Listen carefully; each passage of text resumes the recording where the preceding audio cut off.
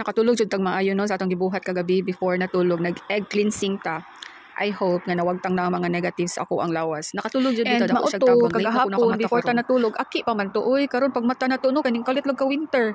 Wala man lay intro ang Japan kung mag-winter na ba siya kay aron makamanda ba sa iyang pagkatugnaw. Abrupt kaayo gikan pag init ni diretso jud siya wala siya hinay-hinay ba nga kanang magsulob sa kanang jacket nga alone, sweatshirt alone. Wala siya. Diretso doble-doble imong isuot. Dili na pwede isa lang.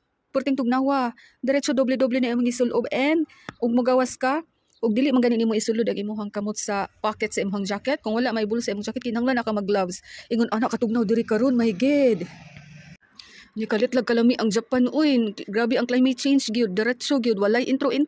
As in from aki wala. Isa ra ka adlaw ko naka-experience og aki. Then winter dayon. Liman ka? Nya mag-Japan pa mo?